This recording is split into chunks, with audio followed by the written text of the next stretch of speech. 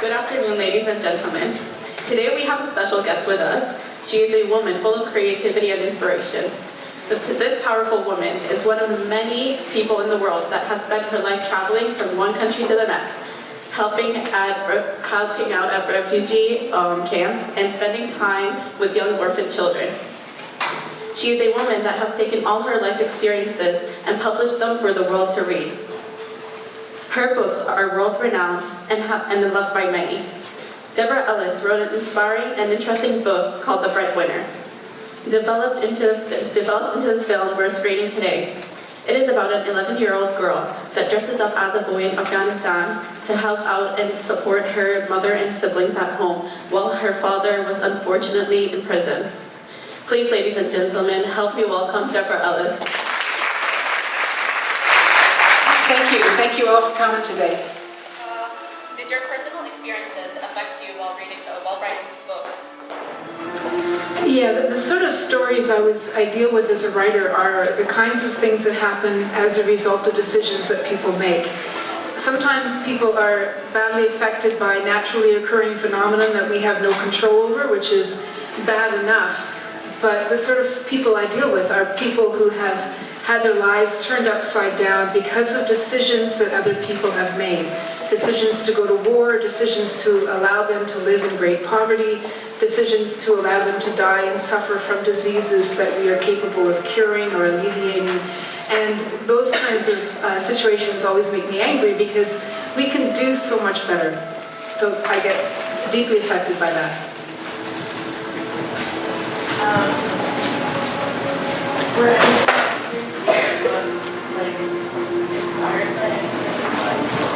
Were any of the characters in the Breadwinner book inspired by anybody in my life? They were inspired by many of the people that I met in the Afghan refugee camps in Pakistan while I was there. It was quite the experience these people had lost absolutely everything.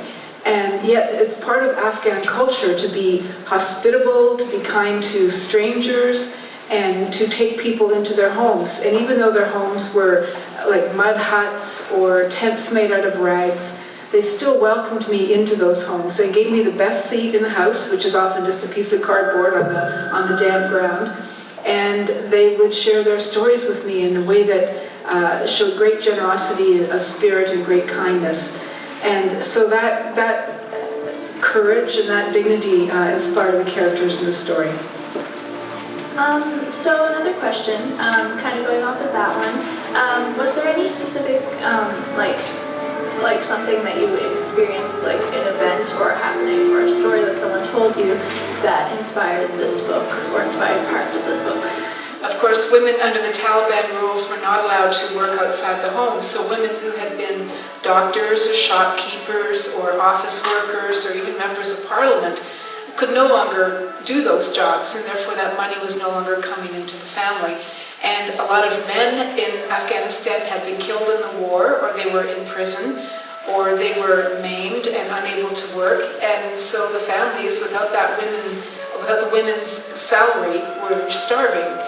And a lot of kids had to step up and become workers in any way that they could. And if there were no boys in the family to go out and go to work, then the girls really had to step into that void. And I heard about a lot of situations where girls would cut off their hair and put on boys' clothing, which is very different from girls' clothing in Afghanistan. And they would go out into the city and do the same backbreaking work that the boys do.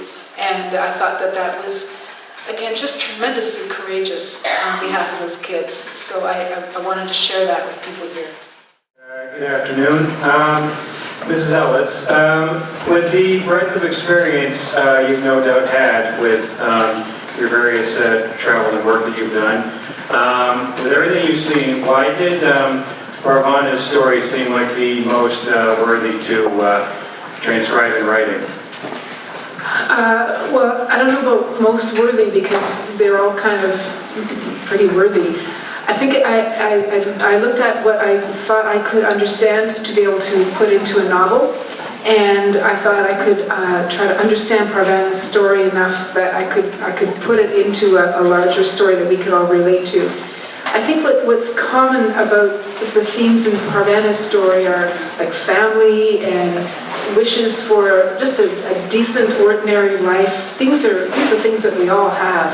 And her life was turned upside down by forces beyond her control, and she had to deal with that. She had to make some kind of sense of it and live in that world, and so that's why I chose to write her story. Okay, thank you. So we have another question from our little boy over here. Why did you pick Afghanistan over all the countries that are in war? Well, you're absolutely right. It could have been many different other countries.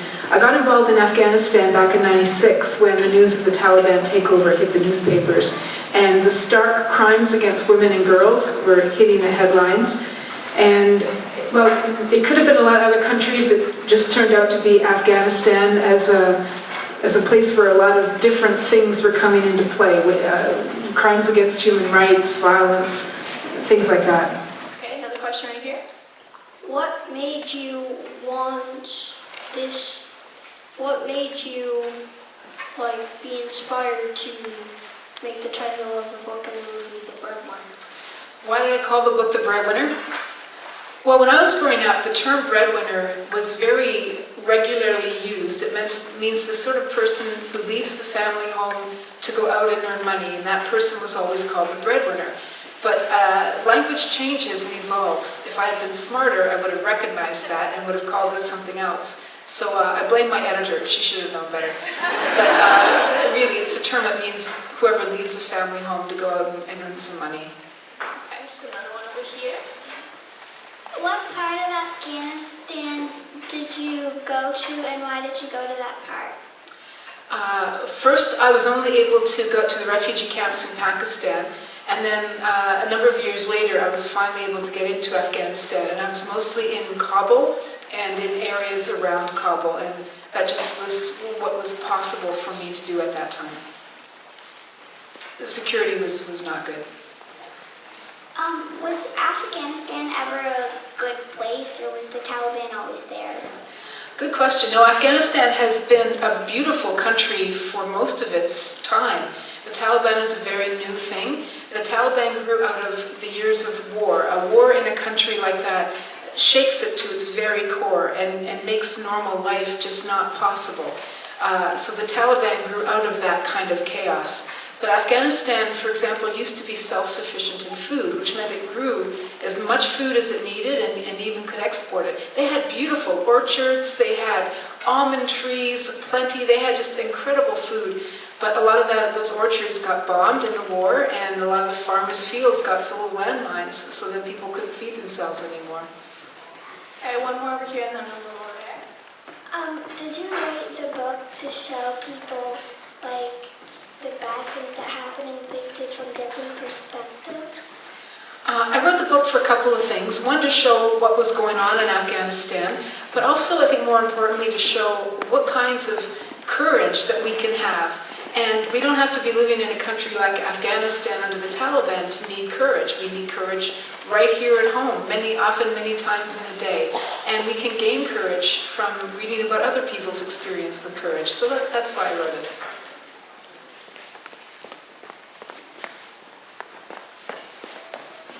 Hi. For anyone who read or watched The Breadwinner and was concerned about, things that were going on in it, what do you suggest someone could do to get involved and help? Or just, to do something? How can you kind of plug in to help fix the things that are going on? There's a group in Canada called Canadian Women for Women in Afghanistan, and I believe there's a branch here in Halifax. Oh man, they do great work. Building schools, teaching teachers how to be teachers, providing infrastructure for teachers like safe passage to go from home to the school, all kinds of really great life-changing projects. So you can get involved in that organization, plus there are tons of other organizations doing really great work as well. All kinds of ways to plug in if you want to.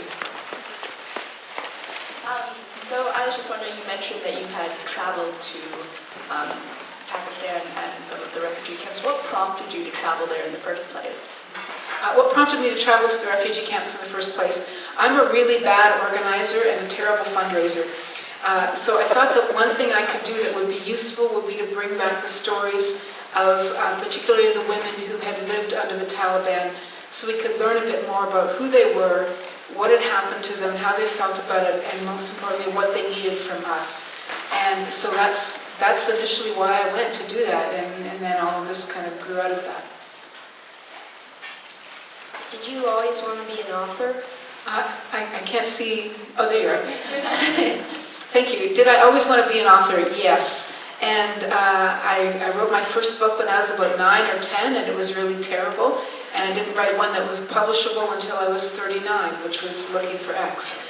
And then this came just after that. So I've spent many years writing very, very badly before I finally started to figure it out. But I still write badly. I wrote a book last year that was just terrible, that nobody will publish. So I still turn out clunkers. All right, thank you.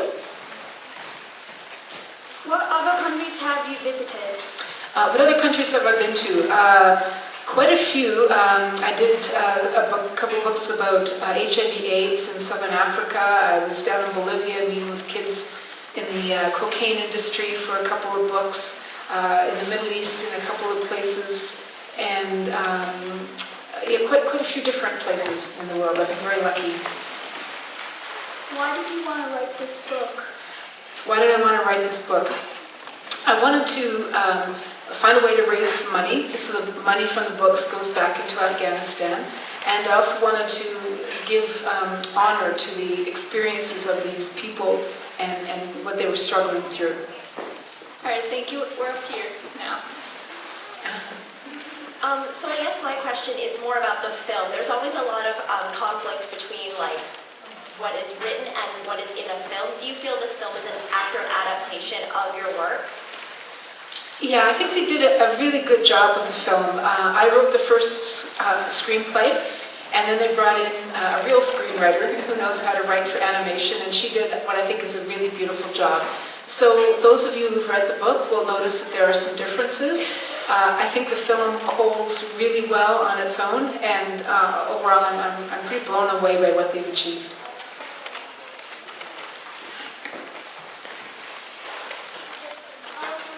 Do you know what animation style they used to create the movie? Do I know what animation style they used? No. There's two different styles you'll notice in the movie. I know that they were doing a lot of work on computers. This is a collaboration between Ireland and like Luxembourg and like a whole bunch of different countries all working together. And the process, I saw little clips of what they were doing, and the process is just really, really fascinating to me, but I don't know a whole lot about it. If you have any other questions, raise your hands high.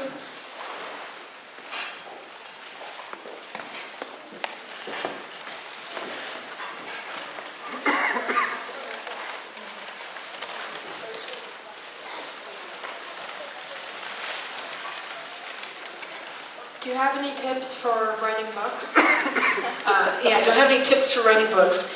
A couple of things. It's really important to carve out some quiet for yourself every day, and I think this is a world where it's really hard for people to find a quiet place. But you gotta make some quiet for yourself. And the other thing is you need to write without an editor in your head.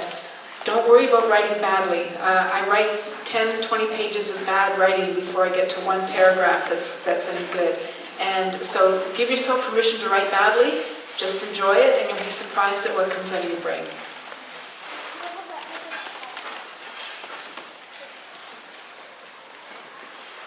How did you find the person to be Pravana's voice in the movie? How did I find the person to be Parvana's voice? I didn't. That was the filmmaker's job. But she is a girl who I ended up going to her school years before the movie was made, and I got to meet her and we corresponded a little bit. So that was kind of cool. And then she showed up in the movie and she got to go to the Oscars, and I thought that was really just awesome for her. Neat young woman. Did you write any other books on this topic? Yes, there are 4 books in the Breadwinner series. The Breadwinner, Parvana's Journey, Mud City, and My Name is Parvana. And then I did a book of interviews with kids in Afghanistan called Kids of Kabul, which might be in your library here.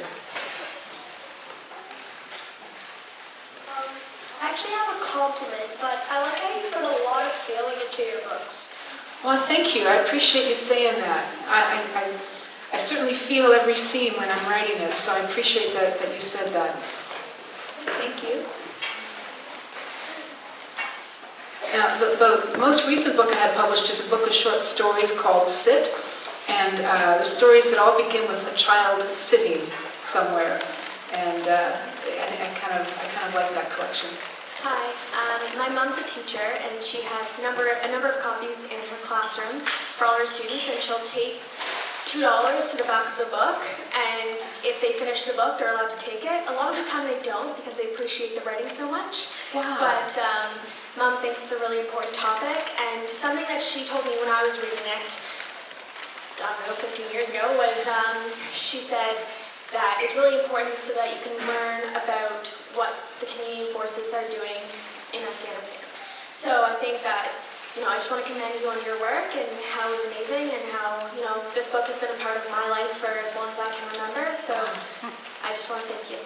Well, thank you for saying that. Please say hi to your mom for me. And oh, she's right there. Oh, gosh. Oh, she I'm is. the chaperone. I'm the chaperone today. That's fantastic. Well, thank you. Thank you for that.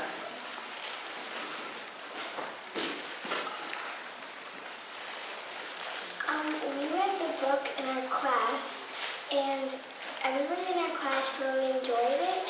And a few people in our class are here today because we all wanted to meet you and meet the person who wrote the book that we like. So your class read the book and you liked it, and now you're here today to see the movie and to say hi to me. So that's great. Hands up all of you guys who are in her class. Oh, a pack of you. Wonderful. Well, thanks for coming today, you guys. I appreciate that.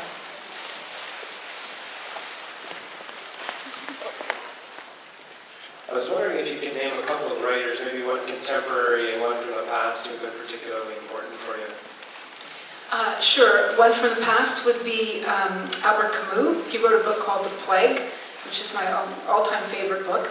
And a contemporary writer is the great Canadian writer Jean Little, whose books will be in your school libraries and in this library as well. She writes about human people with just great kindness and dignity and light of touch. She's a wonderful woman. Hi, I first read your series probably at least a decade ago, and it's wonderful, and I continue to love Parvana and her family. My question would be, I really admire her and her resilience and strength throughout what she's going through. Not all of us have experienced those conditions or situations. I'm just wondering, what's one of the greatest strengths of Parvana that you find that you are able to appreciate or apply to your own life and your own journey? I think Parvana has an advantage in that she had a good life at one point. She was in school and she had the possibility of fulfilling her dreams. And so she has a really strong understanding that that's how things are supposed to be. And her whole journey through these books is about her trying to get that back, because she has such a strong belief that she has the right to be treated with dignity, she has the right to an education, and she has the right to the basic necessities of life. And that compels her and keeps her going. I think when we lose sight of those rights and we begin to believe that we're not worthy of those things, then it's hard for us to keep fighting for ourselves. So because she has that, she's able to keep fighting for herself. Are you going to make a 5th book? Am I going to make a 5th book? I'd like to see how these two women turn out to be as women, because I think they'd be pretty cool women, but I'll have to wait for a few years until they grow up again. So I think for now, I'll leave it at my name is Parvana.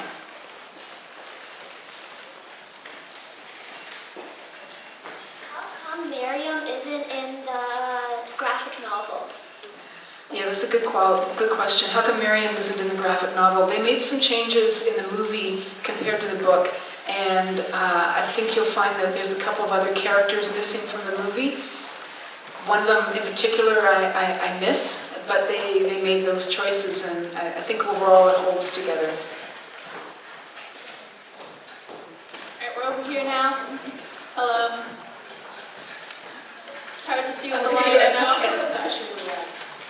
Hi, one of your previous books, 3 Wishes, got a lot of pushback to the point where the Canadian Library Association had to assert children's right to read it. Was there any kind of the same pushback on this book?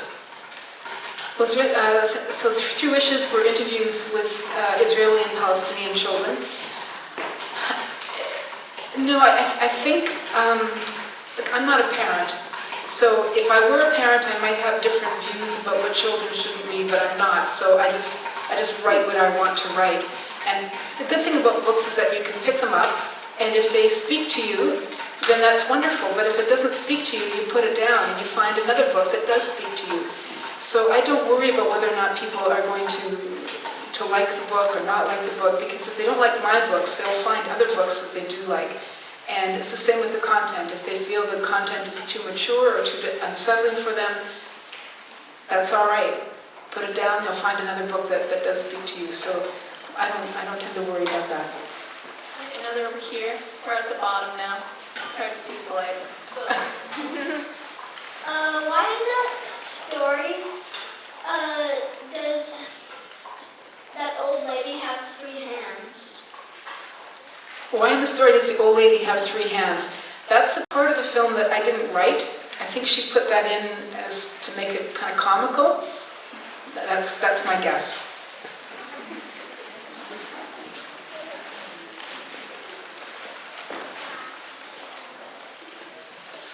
It sounds like you have a real affinity for writing about characters that are brave and have a lot of courage and are willing to keep going during adversity. And it sounds like you've been writing for a really long time and it didn't all come together really quickly for you. So do you have any advice for people just in terms of the qualities of perseverance or having the courage to stand up for what they feel like they need to do, even if it seems like it's something there's a lot of reasons to say no or to think that they can't? Well, anything that we do is going to require effort, whether it's raising children or learning long division or sports or anything. It's going to require effort. So as long as you're prepared to put that effort in and you're prepared to fail at it over and over and over again, then you're going to get somewhere. And if failure is something that scares you, then you might want to try something else, because that's what we learn from, right? We learn from our failures. We learn from falling down and trying out bad work and figuring out how to make that bad work better. So that's all good things. It's all good things. So we're going to take our last question from the girl over here, and then we're going to have a 5-minute break right before the screening of the movie, okay? It's a comment, but I really liked your book because I liked how in every chapter there was usually a cliffhanger, and I liked kind of how we never figured out who the window lady was, and I really liked it. I appreciate that. Thank you. That's a very kind thing to say. Thank you. Thank you.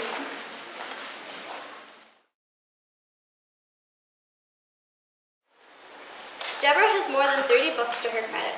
She has won the Governor General's Literary Award, the Ruth Schwartz Award, the Middle East Book Award, Sweden's Peter Pan Prize, the Jane Addams Children's Book Award, and the Vicky Metcalf Award for a body of work.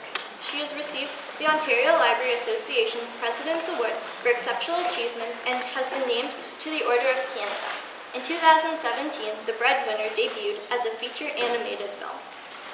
Deborah is a passionate advocate for the disenfranchised.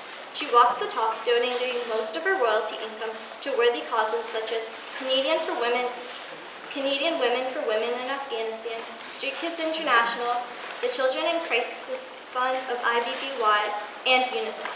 She has donated more than $1 million in royalties from her Breadwinner books alone. Please welcome Deborah Ellis. So my first question was, while writing, does it make you feel energized or exhausted? Oh, does writing make you feel energized or exhausted? Both. It depends on how it goes on that particular day and in that particular moment. Sometimes you just want to tear it up and choose another profession. But I've been very lucky that I've been able to do this and to meet incredible people around the world. And writing is fun, as well as work and everything else. But you get this wonderful cascade creative ideas happening in your brain, and that's a lot of fun. What inspired you to write this book? I wanted to write this book because I was in the Afghan refugee camps in Pakistan back when the Taliban first took over in Afghanistan. And I met the most incredibly courageous people, including kids, who would go out into the world to earn money for their families in any way that they could. And if there were no boys in the family to go out and earn money, then the girls had to take up that task, and they would have to do so under the guise of being boys. So they would cut off their hair, put on boys' clothing, which is very different from girls' clothing in Afghanistan, and do this incredibly courageous thing day after day after day. And I wanted to share that courage with people in this part of the world. After you release anything, do you pay much attention to the critiques? Do I pay much attention to critiques? Or how do you react? The only real critique that matters to me is the woman who edits my books, because she's the one who tells me whether the book is garbage or not. And if I figure if I get it past her, then it's fine. She's pretty smart, and she has no problem telling me that my work is garbage. So once I get past her, that's the thing. Is it hard to be on the spotlight when she tells Is you? it hard to yes. By now I kind of know if the work isn't any good, and sometimes I hope it's better than I think it is, but generally if I think the work is bad, she certainly thinks the work is bad. I don't turn out as many bad books now as I did when I was starting out, but I still do. That still happens. What was the most difficult scene to write in this book? I think the most difficult scene, oh jeepers, probably the stadium scene in the book, where under the Taliban rules, the soccer stadiums were turned into torture chambers for people, and crowds were forced to go in and watch the tortures and the executions. And I wanted to do that scene in a way that was realistic in order to honor the people who had to go through it, but still, I wanted to still show a sign of the Afghan people as being kind and looking after one another in difficult circumstances. So it's kind of a fine line that was a difficult balance to try to achieve that in that scene. Sounds difficult. Yeah. Are you in the process of writing another book right now? Yes, the book that will be out in the fall is a book of interviews with young people from Canada who've been involved in the criminal justice system.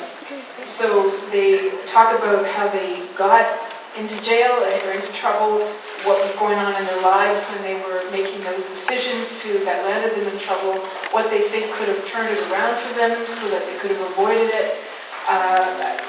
Really interesting young people with a lot of interesting things to say, and that book will be out in the fall.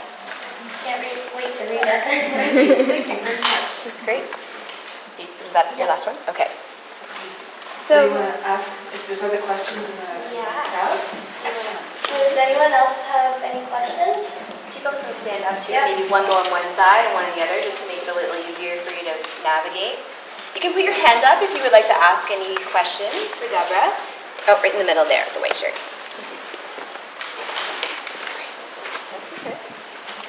I'm always interested in how authors connect with the illustrators. How did you find the illustrator that really fit your story well? That's not my job as a writer. So the publisher knows people who can do that sort of thing. And of course, in the case of the movie, they had a whole studios working on the animation for that. I didn't have to worry about that. But you had to agree to it. Did you have to say in that in the end? They kind of asked me out of politeness, but You're like, no. They had their own vision of it, which I think was the way to do it, right? They took it and made it their own. So I think that's great. Yeah.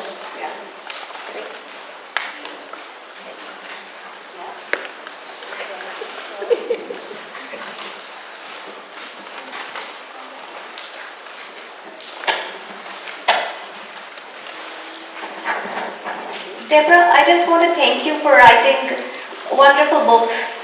I just read 2 of your books recently, just last week. Wow, Breadwinner and My Name is Parvana. And you did such a great job. I could just picturize it. I could just have it like right in front of me. And I don't have any questions, but I just want to thank you for writing beautiful books. Thank you. What a kind thing to say. Thank you very much. Thank you.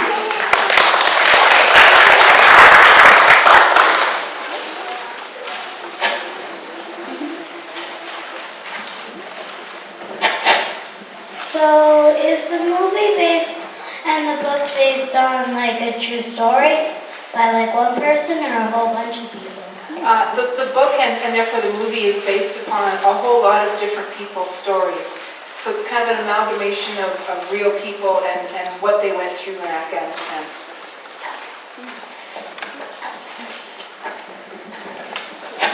I ended up getting an advanced reading copy of Sit, and I was wondering what inspired you to write that book? Sit. Thank you for asking about Sit. Actually, this is not a very good thing that inspired me, I think, because I was doing a school talk in a very rich school in Switzerland, and I had to entertain these kids for a couple hours. So I was going to do this exercise about how you can create stories out of ordinary things. And I thought, well, a chair, right? How many stories could we create just with a chair as a starting point? And so, but these kids were not interested in anything I had to say, so I didn't waste the exercise on them. But instead it turned into a book of short stories looking at, they all begin with a kid sitting someplace in the world, and then they take off from there. And which was kind of a lot of fun for me to work on, and reminded me that we can create stories out of any old objects. We can just take even a shoe or a pencil or a handbag or a pair of glasses or anything and come up with 50 ideas on stories that could relate to that object. And for me it was a great exercise to do it, and I appreciate you picking it up.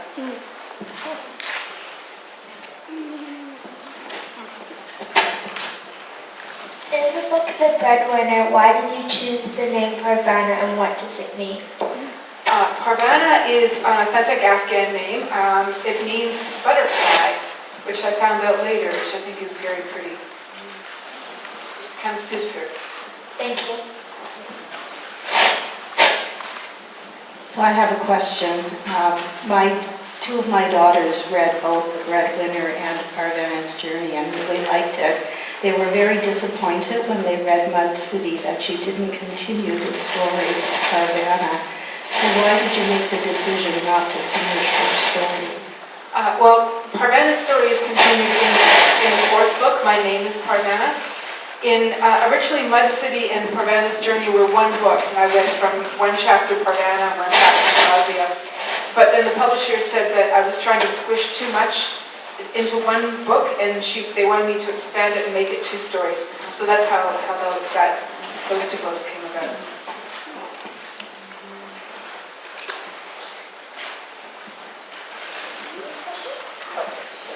Anybody else have a question? Just one down here.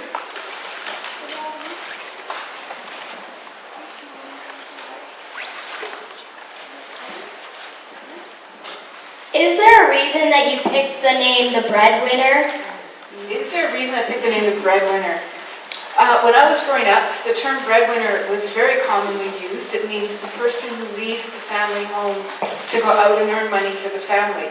And it was a term that we all knew back when I was growing up. But language changes and evolves, and if I had been smarter, I would have called it something else. I blame my editor. She should know.